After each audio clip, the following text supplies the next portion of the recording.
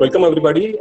This is the first of the web series that the New Jeweler International Group along with Mr. Ashish Garg, Ms. Nirupa Bhatt, Mr. Salam and the Dubai Golden Jewelry Group and the entire UAE and the Middle East has initiated for the world.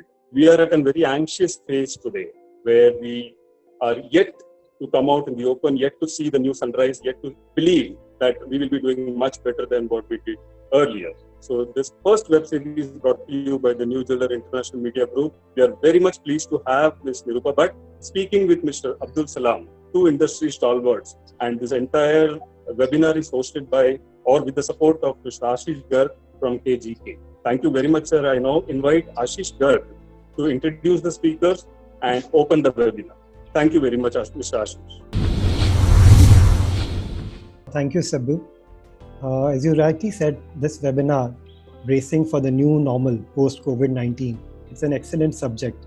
And with respected leaders like Ms. Nirupama Bhatt and Mr. KP Abdul Salam, this webinar will be very educative and informative to the entire trade of Dubai and GCC region. We welcome Mr. Abdul Salam, who has been at the helm of Malabar Group for a long time, based in Dubai, and who has steered the company to see exponential growth in the region. His views on the new normal post-COVID-19 will be a treat to hear. We are lucky to have you share your experience with us, sir. I also extend my heartiest welcome to Ms. Nirupama Bhatt, an industry leader who has been helming the business of large corporate houses in gems and jewelry industry, such as Rio Tinto and GIA, where she has been instrumental in building businesses across economy. Her success in marketing, branding, and education cannot be spoken in few words. It is indeed a privilege to have her with us today. Welcome, Nirupama ji. Ms. Bhatt would be speaking with Mr. Salam on the future prospect of the industry and how to help prepare the industry to face the new normal. Now I request Nirupama ji to start the discussion with Mr. Salam. Thank you. Good afternoon, everyone, and welcome to this first webinar. And I'm so pleased and I feel privileged to be able to have this discussion with Mr. Abdul Salam and in the presence of the industry stalwarts, the chairman of the DGJG group and the Jawara group, Tawib Bhai Abdullah, Chandu Bhai, and I saw a couple of other names as well, the DGJG group members and many others. So thank you all for being there, and it's more a learning session, more about sharing. I believe that the more we share with each other, the better we become in the businesses. As Ashish introduced Mr. Salam, he's a stalwart in the industry. He has been in Dubai for 30 years and of course knows the local situation and business environment very well. I am sure nothing has prepared any one of us for the environment in which we are currently living. And the question is, what should we expect post COVID-19? How are we going to be able to function? What will be the new normal? And it'll be great to hear from Mr. Salam, who is the Group Executive Director of the Malabar Group, and he is also involved with the Dubai Jewelry Group for many years. He is currently the treasurer, and he understands this business very well. So, Mr. Salam, welcome, and thank you for joining us. Thank you, Nirupama ji. So Dubai is a very unique market which is important from the wholesale perspective and also the retail perspective. You have 132 stores in that region and almost 60 stores in the UAE. And you understand, of course, the consumers in that region extremely well. So how do you think the consumers are going to behave post the COVID-19? Do you think their behavior will change? Do you think their expectations will change? How, as a retailer, are you thinking of or serving in inviting the consumers in their retail environment. First of all, thank you very much giving me this opportunity to be here and to participate in this discussion. It is something new for all of us, or many of us, because the world is changing. So we are also changing according to that. New technologies are coming, new way of communication is coming. Also, thank you, Tauhid Bhai and Chandru Bhai, everybody, for participation in this thing. First of all, going to the question from Nirubaji about the consumer behavioral changes. I must say this is we are going through an unprecedented situation. We have no history to gauge the effect of this pandemic now. Similarity maybe could be the swine flu or World War, which happened years back. But those were the times the world was not grown to this extent, and the market or business were not so globalized. So a prediction based on the history is not possible at this time. Or we may be able to anticipate some change, many changes. But the reality will be faced and analyzed once the market is opened and moved to a near normal. I'm sure in future we will be more comparing like BC to AC, which is before Corona versus after Corona, more than BC to AD. So that is going to be the situation now. More than the physical lockdown for a month or two, it will be the psychological effect of the Corona fear that will be influencing the people across the world. It is a real shock to the entire world experienced during this short period, which will influence not only in their buying behavior, but in the whole way of life. In our industry too, the effect will be critical, at least for a period of 1 or 2 years. It could be on account of economic implications, because all economists in the world predicted huge job losses and economic slowdown, and the changes in consumer behavior itself, the way they look into the new era after COVID. We will definitely see a negativity towards the luxury buying for a large segment of our market, which is a luxury product.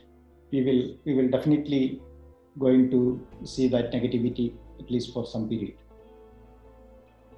People will spend less in entertainments because for many reasons they will keep away from the many of these entertainments at least for a period of time. Restricted traveling will be another phenomena which will be happening, because both for tourism and leisure, we will be traveling less, and for the business and work also, because now people used with the new technologies and managing it without travel and all those things. I think that traveling will become less and less now. An important thing what I am anticipating is that people will have the habit of holding back the money. That will be the major take home from this whole experience, because people will think that if I have the money, I can live. I don't know what is happening. I mean, people never seen such a situation before. It has happened with them. So they should be prepared for any eventuality in the future coming. So whatever the money I have, I should hold back to the maximum. That will lead to the old theory of savings, because people were slowly forgetting the habit of savings from their daily life. But now people again realizing that I should have saving, not only living for today. There should be a saving for the bad times. So that saving habits will come back to the people. Many of these above factors will affect our industry, especially in diamonds and the luxury segment. However, as our products is seen as an investment also, especially if I'm talking about the gold jewelry part. Again, from the customer base from Indian and Indian subcontinental base, people seeing it as an investment as well as an lifestyle product. So that is an opportunity for us. People will see, if they see it as an investment, they may go buying again the gold jewelry. So we will have some advantage over other industries in this manner. A portion of the disposable income of middle and upper middle class will be diverted to gold instead of their spending in leisure and entertainment. The lock-in period has helped the people to come closer in relationship with families and friends. And it may lead to a more gifting in the future. It could be an opportunity for our industry if that habit grows in people. Even with all these advantages, we should expect a shrinkage in market. Starting with, I must say, I should guess minimum a 50% shrinkage initially, and which will go, which will ease little bit, and 20-25% shrinkage in the market for the next 1.5 to 2 years. Market like India, where the domestic consumption is high and also occasional purchases like weddings and Diwali are strong, the market may come back little more faster. But internationally, many markets, also in Dubai, which is largely dependent on tourists, will take some longer time to get the customer back into track. This is my thought on this.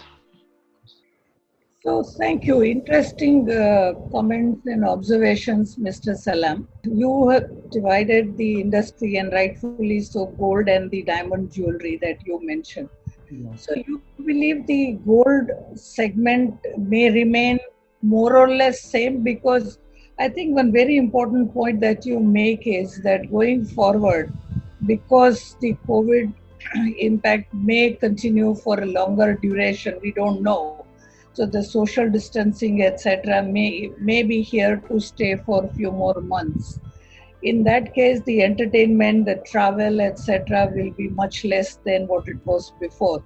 So the families may have more money available, of course, less than probably before, but whatever they would have otherwise spent on entertainment or travel, how can we bring them to the jewelry industry? How do you think we can lure, if I'm using the word lure, but invite the consumers to say that, yes, you have this income available, and how can we attract them to our industry? Because they will have more money available to them. If they don't spend, they don't travel. Yeah. It's true. It's an opportunity what we should see. But is this the right time? I mean, can we communicate to them now? Or what should we communicate? This is a question which has to be answered now. This is a time of an imposed distancing, as you said. I mean, social distancing and all, it is an imposed one on people. They are already, I mean, there is a gap has already experienced with your customer, both physically and mentally. They are not in a mindset to talk about the business. I mean, nobody is ready to listen, or, okay, this is not a time. Okay, if you can tell somebody to buy anything other than their daily requirements. You cannot ask them to buy, or you cannot sell anything at this moment. This is not a right time to communicate on that way. No one will take it positively at this time. And other major thing is that the media habits have been changed totally. This lock-in, even if it is for 2 weeks or 1 month, or the corona fear itself has changed them totally. It's very important at this moment that to think 3 points: what to communicate to them, and how to communicate, and to whom we should communicate at this moment. As I said, hard selling may not be a good idea at this point. Many organizations came out with soft messages to comfort the audiences, to their customers. A feel-good message of togetherness may be acceptable to communication to the large audiences. And you'll have to talk to them on their comfort level. How to communicate now? That since I said that the media habits are also changing, I feel that the traditional medias are not workable at this moment, and we'll have to see the future how it's going. Print media is almost getting out of hands. I mean, newspapers, or the physical newspapers, or the magazines, the reading habits are changing, and especially during this lock-in period, many people are avoiding even reading the physical newspapers and all those things. People are indoors, and they got the habit of sitting indoors, and I think they have that comfort of sitting indoors that will continue for some more time.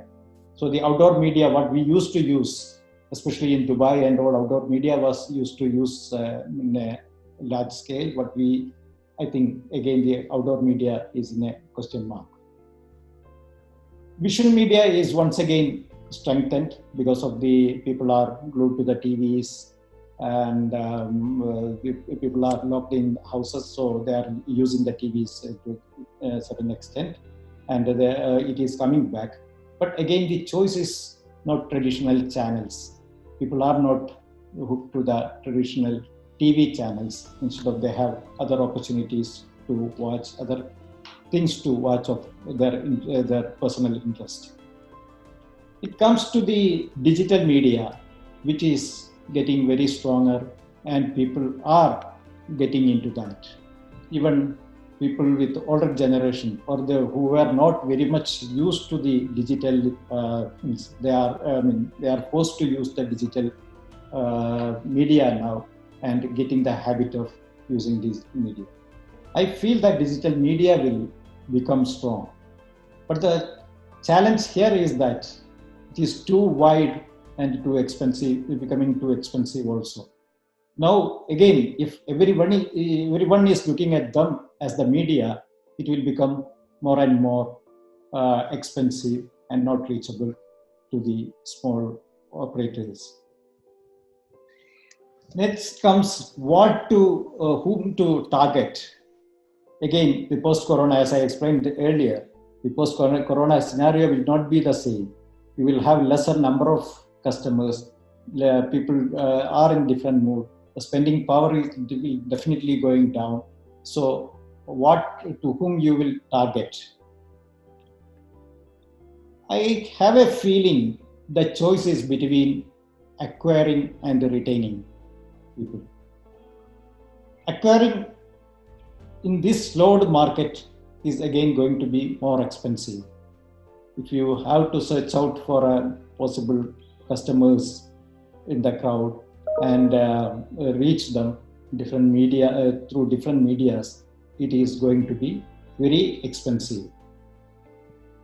The number of customers will be small and they are scattered. You may require a 360-degree approach to find them and reach them. I am a strong advisor of retaining your existing customers in this kind of situation. You know them and they know you. you understand their needs, you understand their behavior, their pattern of buying, their buying habits. These all are recorded with you. You have a history. You have a history. When are they buying? What are they buying? Why are they buying? You have the history in your books. So, I strongly recommend that instead of trying to acquire new customers, you concentrate on retaining your own customers and market to them well, for which you should have a good CRM program to work with. Our investment in whatever the communication or the marketing, I think largely we will have to divert into CRM program, because there you are collecting the data, you are collecting the history. See, data itself will be an asset for you in the future. You raise some very interesting points about how the behavior is changing, and also because of social distancing, whether we will be able to bring the consumers in our shops as much as often as we did in the past. What do you think of the e-commerce or online sales? Do you think that will increase going forward? E-commerce is an area where we still has to develop in this part of the world. As you know very well, it is in the developed countries. There was a lot of developing in this side. In US markets and all, I think I heard that almost 25% of the market is serviced by e-commerce. But considering the peculiarity of these markets, what we are operating, especially in India or in the Middle East, the e-commerce is not that popular in the jewelry sector. One is that they have the availability of, the luxury of having the shops around their neighborhood. In each and every nook and corner of the country or the region, you have all the shops, jewelry shops available for your access. So the convenient part of e-commerce is not arising here, because people have time also, and they are convenient to go to a neighborhood shop and shop whatever they want. The second thing is the jewelry is more of a touch and feel experience is required to buy jewelry. That's what our people are experiencing into that. And they are the habitual of going to a jewelry store and buy it and check it, the products, and buy there itself. That is the habit.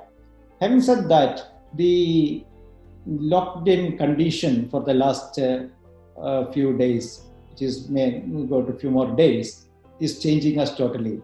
It is changing in every aspect of the life and in all the industries.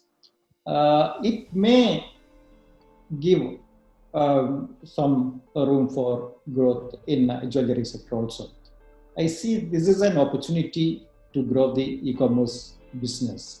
People now have the habit. Now they are coming to the habit of buying online many things other than what normally they buy a air ticket or an electronic item. Now they are buying many things over e-commerce. So jewelry also will slowly go to this segment. But there are some segments which will still continue with the offline stores. You can have online. You can use as a good media to introduce yourself and to introduce your product, and have a selection or pre-selection of your product, and the final selection they may come to your stores once they have to make a big buy. You talking about the online or physical stores in Dubai and in Asia, I would say, including whether it is India, China, the Middle East region. we have many independents, the small jewelers, owner-driven. This entire industry is owner family businesses, family-driven businesses. So, what will be the impact on this independent jewelers versus chains like yourself, organized bigger chains? Is the time going to affect everyone in the chain?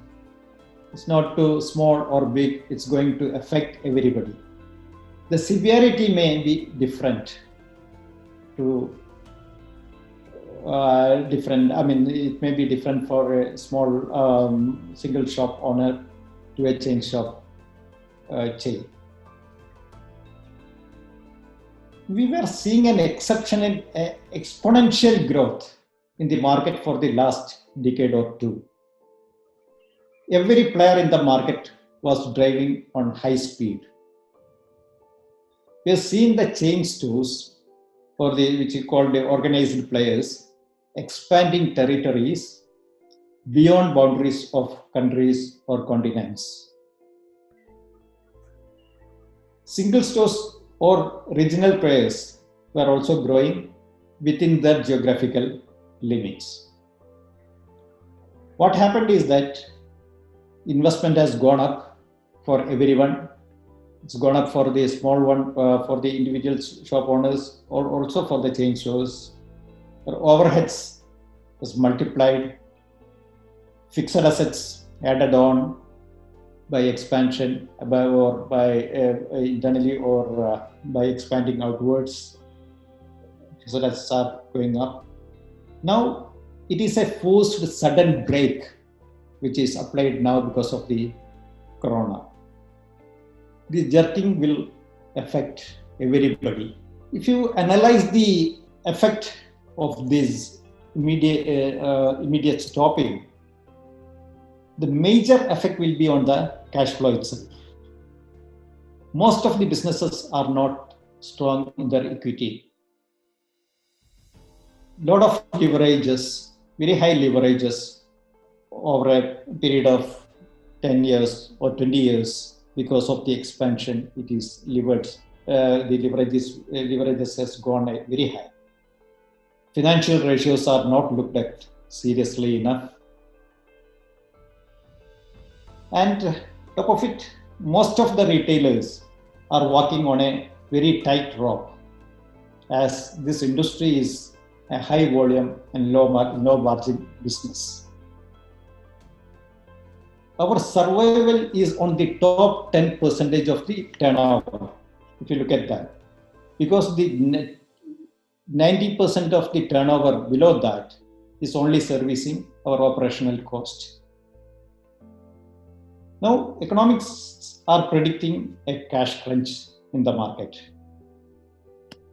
All industries will be looking at banks and financial institutions for business continuity.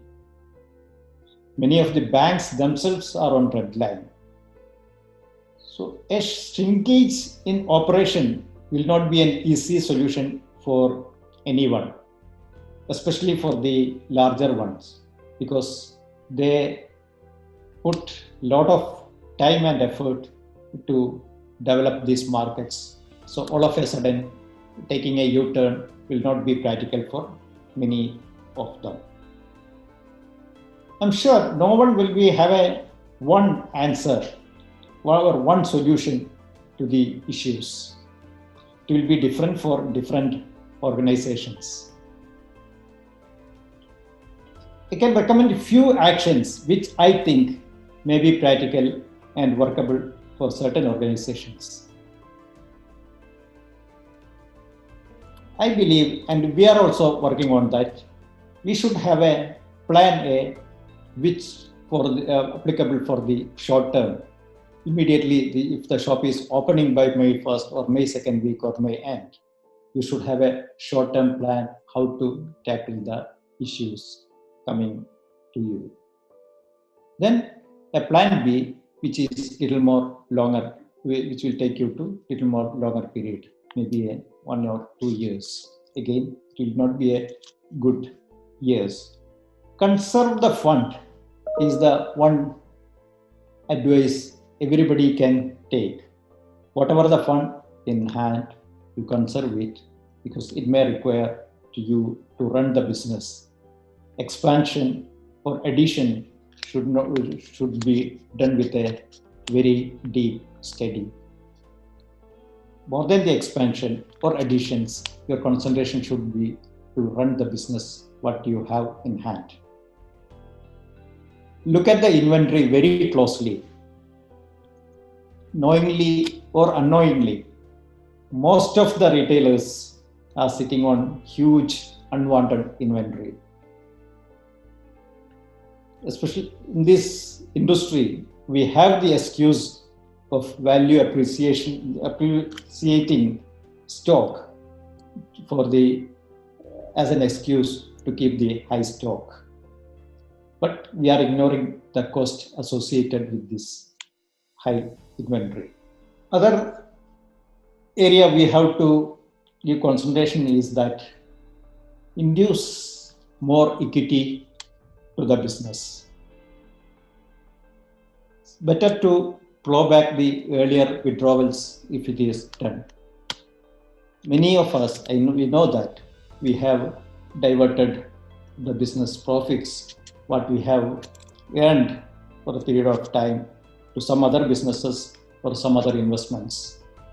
If you feel this is your core business, if it is going to be your core business, this is the time you have to look at that, bringing back that money into your equity and safeguard this core business, bringing back this money. Because fund cost is going to be disproportionate to your earnings, at least for the next 1 or 2 years. Your profit may not be able to cover the fund costing, the finance cost, if you are borrowing to run this business, at least for the next 1 or 2 years. Other area is looking at overheads. I'm sure everybody must be doing it. Look at your overheads, expenses, all the expenses. Rental could be cheaper during this after post-opening because the market will not be the same. There will be more opportunity to negotiate with the landlords for the market and get a cheaper rental. Likewise, all other expenses we will have to look very closely. One major other area is that advertisement and promotional expenses. It's a major area to be looked for savings. As I explained earlier, digital communication will get more importance. Try to do more of digital communication with your customers and try to save money in advertisement and promotional expenses. These are activities which, as an individual jeweler, we cannot do ourselves. I think there is a need of industry-wide approach to control these kind of expenses, and the trade association like the Dubai Gold and Jewelry Group, what we are doing, and should educate and the members to come into these points and to standardize things, even if it is the case of inventory or advertisement, to educate the retailers how to go for at least for the next 1 or 2 years. Do you think the supply chain, the manufacturing all is disrupted, all the carriers have been kind of, disrupted, disturbed, etc. How quickly do you think all the entire supply chain will come back online, or do you see it is going to be difficult to really bring that all back again? Whatever the way market is responding now post-COVID, is going to be a gap in demand for a substantial time period. As I understand, most of the traders is sitting on huge inventory, both in India and also in GCC. Both these markets, this is one of the best sales season. If you take from January to May, June, this was the best, this used to be the best sales season for both these markets. You take in India, it is the wedding seasons in many parts of the India, and a lot of celebrations, Akshaya Tritiya, these all were happening during this period. And people were stocking up, expecting the sale. They had started stocking up, and most of the retailers are sitting on huge inventory. And we lost the season now. I think it is going to be again May or June. Now Ramadan is coming in this part of the world.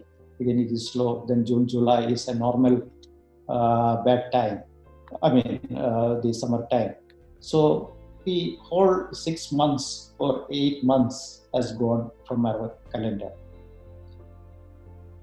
There is still an uncertainty on opening after the lockdown. How are we going to open? Are we going to open in full swing?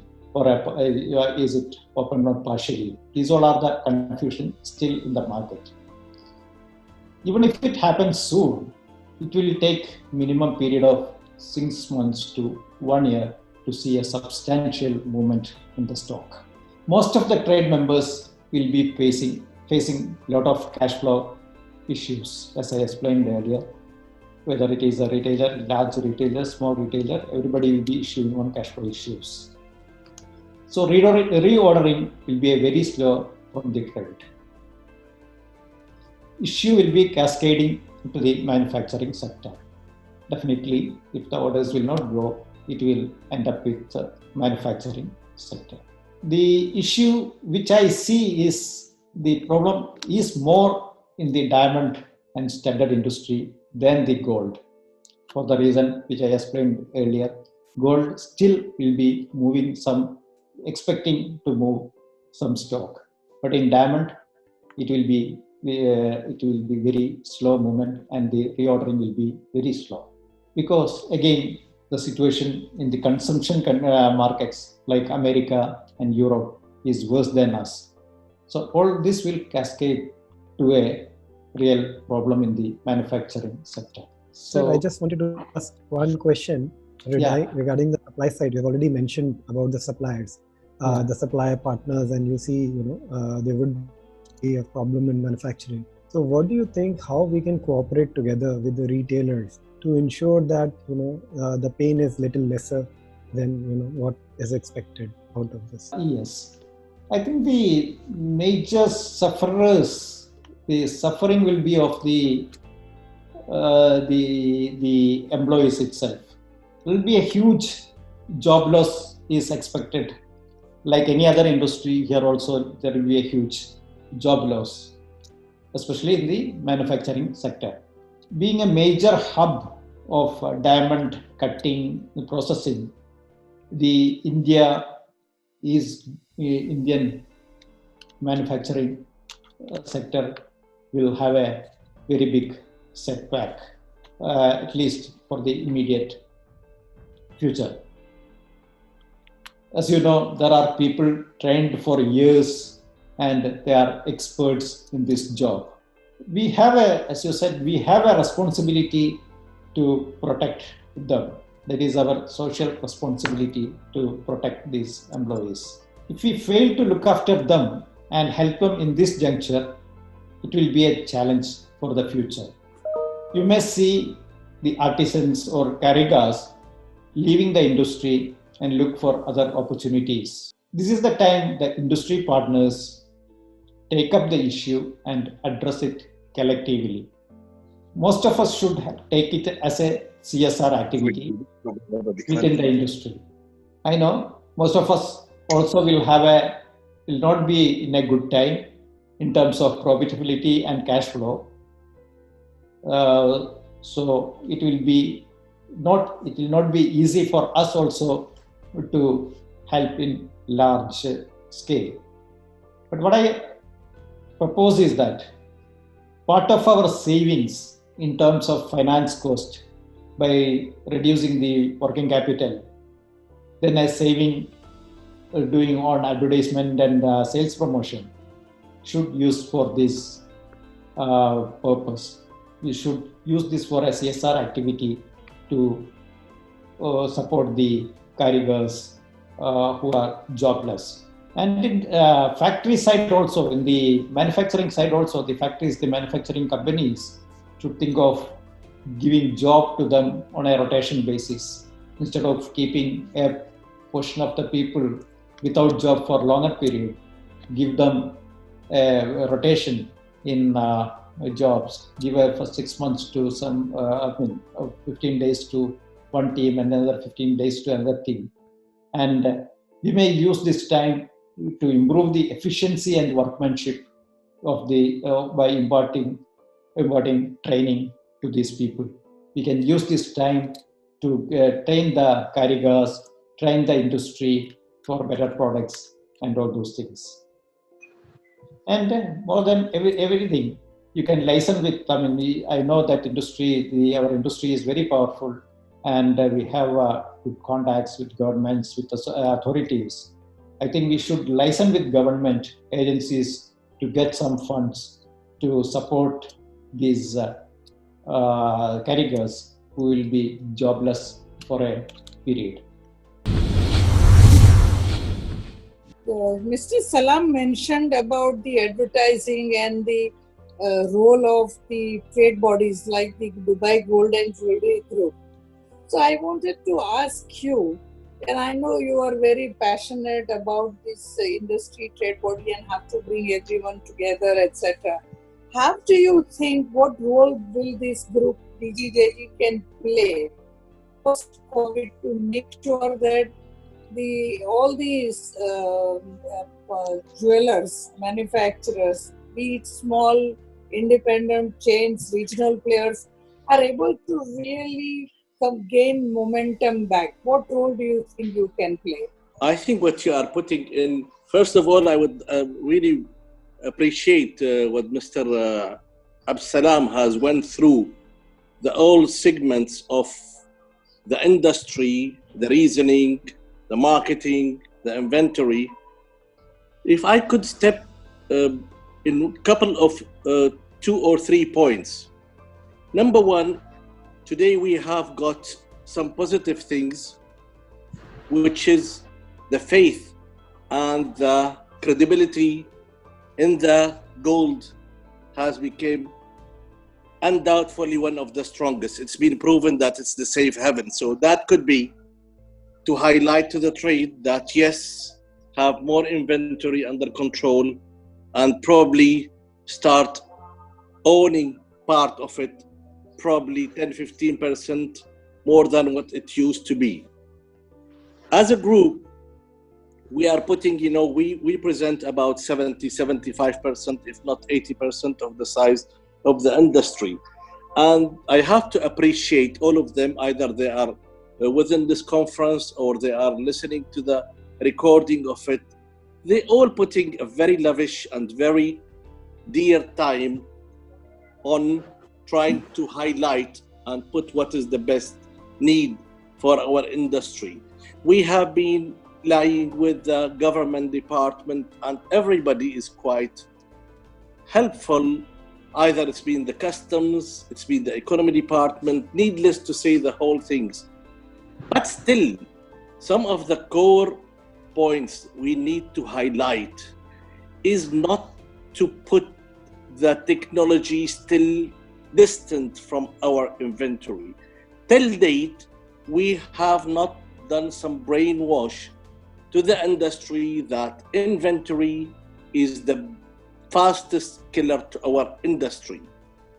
Low turnover will lead to a very high intoxication. It is very dangerous element that we have within our life, and we are still not believing on the technology to help us to come out from the turnover ratio versus the needs of the consumer. We as a jury group, we would like to have, with the help of the people around listening to me, we would like to have one more conference probably as soon as it can, by highlighting what kind of education we need to add to our industry. needless to hide behind our finger and says, yes, it will come back. Yeah, I appreciated all the points Mr. Abdul Salam has said. Really, it's fantastic. I wrote down all the points and appreciated 4 of them. We would like to highlight to the trade that there is one threat which we are totally not bringing it up to the surface, and we are not educating our industry or highlighting our industry that this is a need to be tackled, is the freelancer. Today, I'm talking about the Gulf area. Probably in India, it is less effective. Here, the second biggest enemy we have is the high expensive of running a store. Not very friendly environment of mall owners versus the industry. Not the industry as jewelry, the industry as a retail overall. They're not very friendly because they are very selfish. They want to make the money and they want to keep it because they have not been ever thinking that we could come to the stage where we are today. So we need to highlight people. Probably also unplanned, aggressive expansion, blind expansion is probably not the right thing to do as this time. So it's our duty as a jewelry industry, on the jewelry group, we would like to highlight that, not to be intoxicated with very high cost. If the inventory is not turned 3, 4, 5, 6 times in the diamond jewelry, that needs to be adequately borrowed. Or there is no harm of some mergers as well. So answering you again, we really need to take advantage of this situation. Still, we are better off than other industry. We don't have an expiry date for our products, but we have got a cost eating on it. So we need to work more intelligently about how to use the CRM. I agree with Mr. Abdul Salam as well. We need to educate our industry how to keep your own client. You have worked hardly for it. Be more specialized. So otherwise, I will be continuing speaking. You will politely not stop me. But what I want to say, that we need to have a specific conference that you organize or Ashish organize to how to highlight, let us put where the 20 points threat that we need to work on the next 3 months, 6 months, 9 months, 12 months, 1 year, 1.5 years. This kind of education is the most need for our industry to be highlighted, and it's our jewelry group we are taking care of the industry. We would like to put our experience from all the 130, 140 listeners to make a bylaw, this to do, this not to do, what education we need to have, what education we need not to have, and so on. Thank you. Thank you, Tawfiq Bhai. We also have one question one of the participants had asked, and I was wondering if I can ask Chandu Bhai to kind of respond. Are you there, Chandu Bhai? Yeah, I'm here. Yes. About the gold prices, that with the rising gold prices, Abdul Bhai, Salam Bhai mentioned about that, the consumers may still come in to buy gold, and, there is a gold jewelry, diamond jewelry. But with the rising gold prices, what do you think will be the impact on consumers? Will they come back, do you think?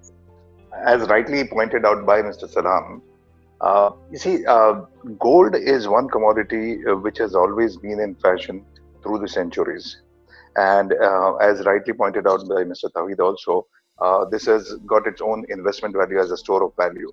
I believe we are in a much better position than any other industry which is discretionary spending, like clothes, like fashion, like garments. I think right now we are going to be in a better position because people would have understood that there is an intrinsic value in the gold. So whatever the price, people will buy once they have disposable income. Right now, it is going to be a little challenging because people will be first trying to make ends meet, and then they want to restart, kick in their industries or their businesses, their put their finances in order, because many people might have invested in stocks, bonds, which have lost a lot of value.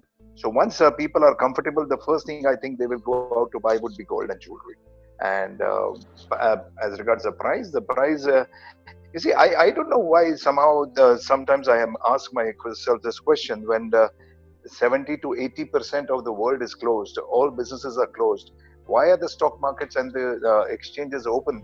Because the trading is very thin, and a few people or a few funds with a lot of cash on their hands, and especially with this relaxation in America and the flooding of the dollars there, people can play with the markets because it's very easy to play the markets right now, to take it up, down, wherever they want.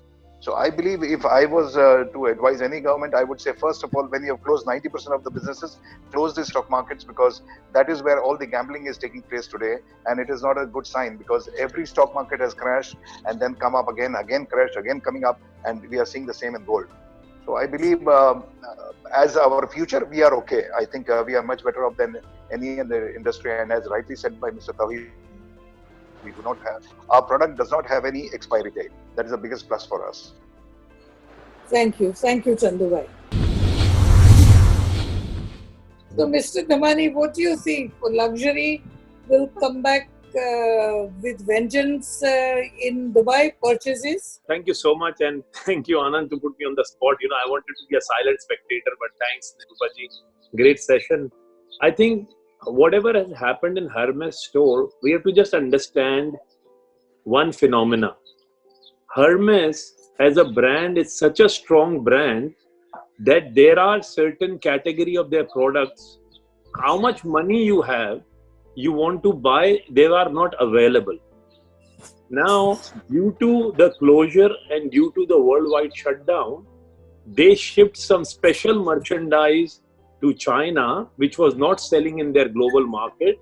And as a way to attract these Chinese clients, it's a 5,000 square feet store. They send personal messages to their important customers, and like they have a brand called Himalaya. Himalaya is $90,000 or 90,000 euro bag. They have some Birkin for 15, 20,000 Kelly. So what they did this personalized connection to their clients, and they were able to pull that sale. To just connect what Nirupaji is asking me, I think our industry going forward will need more and more personalized connection business with our customer base. We can't be looked as a pushy salesperson when there is a health pandemic to talk about selling jewelry. But if the customers know that we are there, we are connected, we are asking about their health and their well-being, we are very sure that jewelry industry is going on from thousands of years. And if you see Egyptian pyramids, the tombs, the people died and they carried jewelry with them.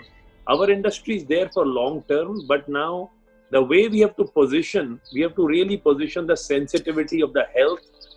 And I'm very sure once the borders are opening, people are allowed to travel, like Chandubhai and Tawheed Bhai said, we are not in a perishable commodity. So certainly we will see a uptick, but we are not expecting a vengeance shopping like people are talking about Hermes, and everybody is just trying to compare Hermes with discretionary spend. So I want everybody to be a little bit mindful and don't expect those kind of numbers for general our industry, because Hermes is a very, very unique brand and they have some very unique products. Thank you, Nirupaji. Thank you very much, Amit. So thank you, Abdul Bhai, for your time and sharing your wisdom and experience. And Ashish and others on this Zoom seminar today, I think there are two things which emerged. We have learned a lot today, but two things which I think are important, and maybe going forward in the next couple of days, maybe we can talk a little more about that. And all the Abdul Bhai mentioned this, Tawheed Bhai and Chandu Bhai, Amit Bhai, in different ways came around, and I think there was some perspective on this. One is that how do we brand ourselves? And I know the DGJG group has been wanting to do this during Dubai Shopping Festival and otherwise, as to Dubai as a brand, within that the gem and jewelry, retailers as a brand, what is this so unique? How do you build that character? That is one, Ashish, maybe one can think of and I think David Bhai mentioned that we should do some conference and share some more information. So maybe at least maybe there can be one seminar on that. And the other very important thing, which I think there has been some effort in the past few years, in very recent past, is about designing, the importance of design. I think Maha and I saw Nadia also on line briefly. I don't know if she's still there.